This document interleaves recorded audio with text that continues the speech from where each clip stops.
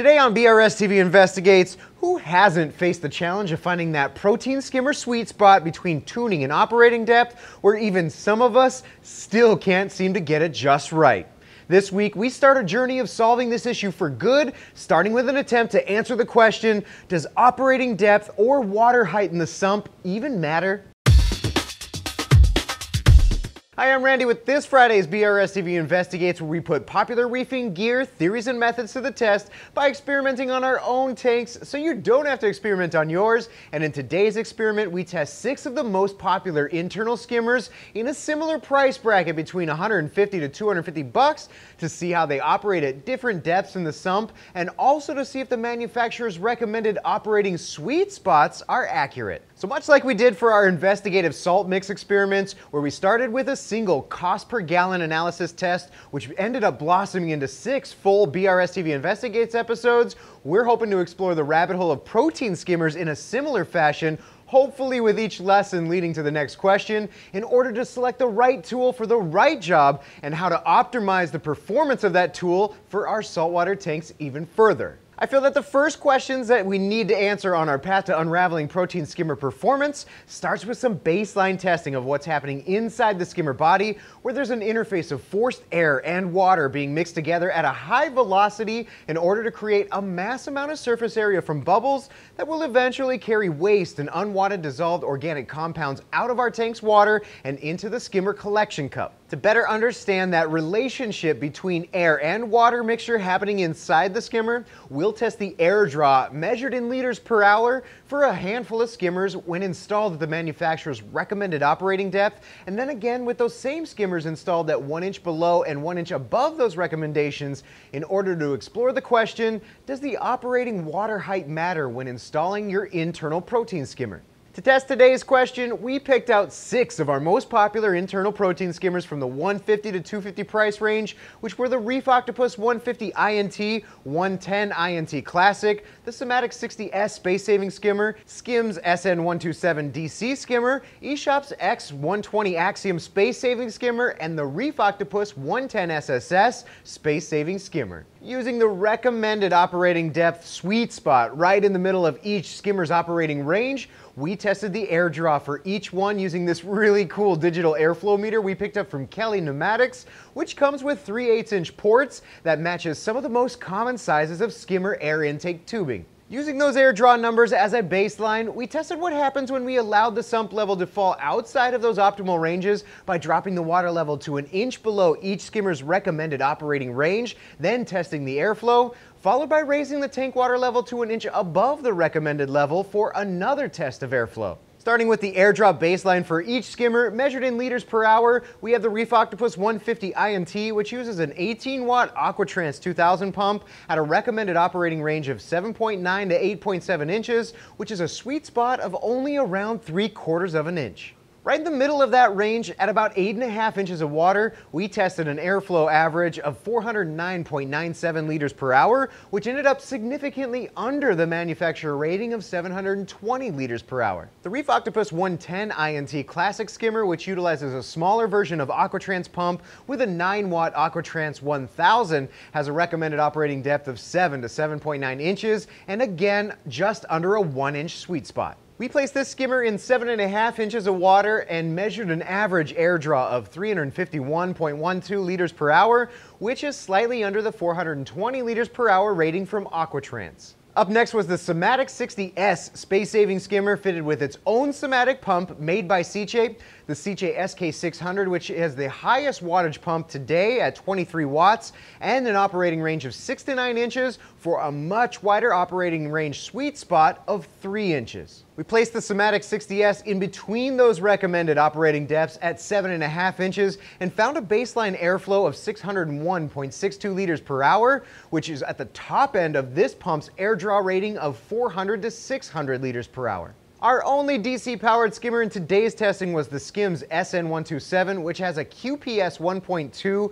8 to 13-watt pump that's housed inside the skimmer body and has a 7-inch to 9.5-inch recommended operating depth. At the highest power setting for the DC pump and placed at about 8¼ inches of water, we see an average air draw of 431.64 liters per hour, which lands right in the middle of Skim's stated air draw rating of 300 to 540 liters per hour. The Eshops Axiom X 120 is next, which features another pump from Seche, the Seche SE200, that operates at 10 watts and is recommended for installation in 7 to 9 inches of water. We placed this skimmer halfway at 8 inches in the sump and tested the air draw to an average of 168.66 liters per hour, or slightly under the 180 to 200 liter per hour manufacturer rating. We've got another Reef Octopus skimmer in the testing pool today with the 110 Super Space Saving Skimmer, which uses the same Aquatrans 1000 as the 110 INT. However, in the space saving configuration comes installed inside the body of the 110 SSS skimmer body. Again, this pump operates at 9 watts and at a recommended depth of 7 to 7.9 inches.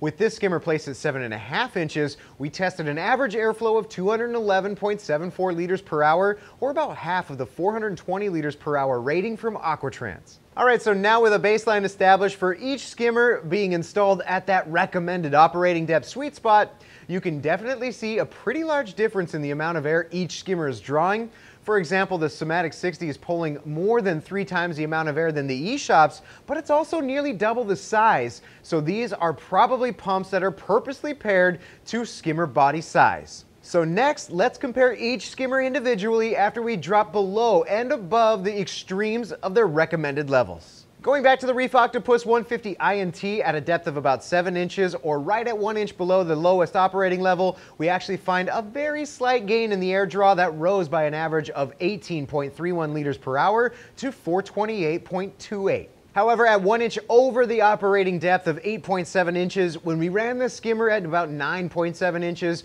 we saw a slight drop in airflow down to 396.90 liters per hour, or 13.07 liters per hour less than the baseline. All in all, I really wouldn't consider this one to be much of a change, which might have something to do with the less than 1 inch difference between the low and the high operating depth recommendation. In fact, it looks like this skimmer would have a 3-inch operating window without impacting performance. Next, looking at the Reef Octopus 110 INT, 1 inch below the recommended 7-inch threshold in 6 inches of water, we find a significant drop in air draw down to an average of 85.98 liters per hour for a total loss of 265.14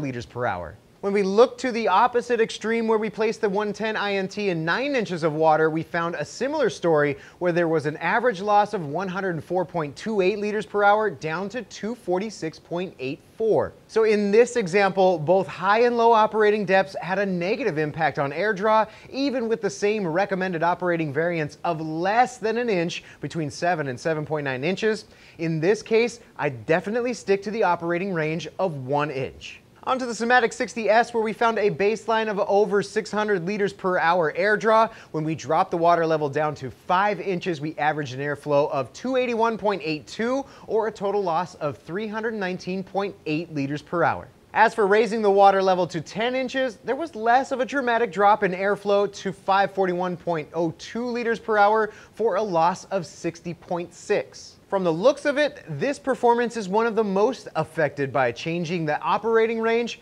However, they started with a 3-inch recommendation operating window to begin with, so really not a completely fair comparison. One additional note here is that even in this tank with freshly mixed saltwater and no organics at the 10-inch operating depth, I could not get the bubbles below the neck of the cup, which could lead to an overflowing collection cup when placed on a regular tank. Yet the Somatic actually comes with an air valve, so that even with this highest air draw in this price range, you get the ability to scale the air draw with more or less air to further optimize its performance for your tank and individual organic food and fish load. The Skim's SN127 is next with its baseline 431.64 liters per hour of air draw when installed in that operating depth sweet spot. Below the extreme lower end of that sweet spot at 6 inches of water depth, we saw a drop in 107.58 liters per hour to a total average of 324.06. However, when we raised the water level to the higher level of 10.5 inches, there was an even more pronounced fall in the air draw down to 289.20 liters per hour, or an average loss of 142.44. Just like the Somatic, which had a 3-inch operating range, this Skims has a 2.5-inch range, so it's not surprising that if you go further than that, you see a performance loss. Alright, up next we have the Eshops X120, where at 8 inches we saw a baseline of 168.66 liters per hour. At a 6-inch operating depth, that baseline fell to an average 139.74, or a loss of 28.92 liters per hour. However, when placed in 10 inches of water, we see a very slight increase to the air draw by a fractional 5.82 liters per hour, or a total average of 174.48. With differences less than 50 liters per hour in either direction, I'd say that this particular skimmer didn't show much of an impact on air draw. However, I did note that at the higher level installation, it was difficult to keep the bubbles at a manageable level that wouldn't overflow the cup.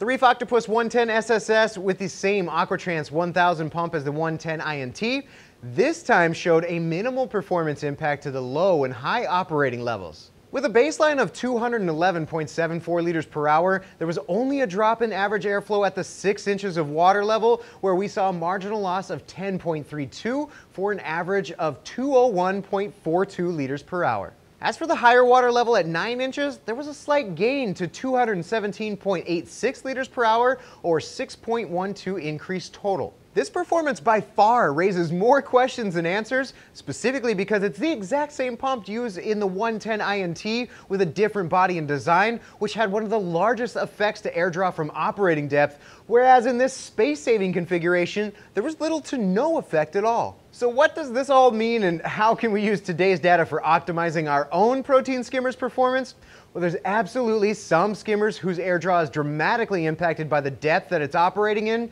and others seemingly not so much. As we saw from the baseline numbers, there's definitely a difference across the various skimmer pumps, where some had more than 2.5 to 3 times the air draw over others, possibly hinting that those particular pumps are being optimized for that size of skimmer body. We did see a pretty significant difference in 2 skimmers with differing body styles and pump placement, both utilizing the same exact pump, which might have something to do with the differences in the volute attachment to each of the pumps, or perhaps the shape and water volume inside their respective bodies. It's just tough to say for sure. Wattage may also play a factor here, particularly in the case of the 150 INT and 110 INT, where we saw little to no impact to water depth and air draw to the 150 INT that uses an 18-watt pump. However, in a similar design and pump configuration, the 110 INT at a 9-watt pump was one of the most affected by operating depth. This is even with the sweet spot recommendations for both skimmers being less than 1 inch from the low to the high end. In that same thought process, the Somatic 60, with the highest wattage pump we tested today at 23 watts,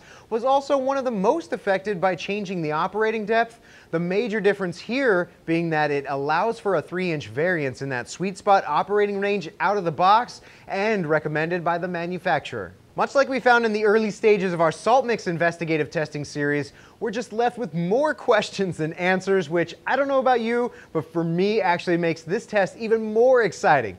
Meaning for the next round of testing, we're going to scale up the skimmer selection to our most popular 6 skimmers in the next price range bracket of $250 to $400 to see if we can start drawing some parallels to what we saw here today. I can't wait, because at the end of all of this, I imagine we'll walk away with some solid information and guidance as to ways you can increase the performance of your skimmer on your own tank. In this next test, we're going to switch it up a little, and rather than rely on the manufacturer's recommended operating depths, we'll test all the skimmers on a scale of 5, 6, 7, and up through 11 inches so you can make more informed decisions of where to install your own skimmer. Okay, so to rate today's question of, does the operating water height matter when installing your internal protein skimmer? I'm putting this one right in the middle of our Reef Fantasy to Reef Certainty scale at a 5 out of 10, because in today's test, to some skimmers it did, and to others it didn't. However, as we continue further testing, I might have to come back and change that. You know, I love it when experiments like this lead to further testing, not only because it's really fun to watch them progress,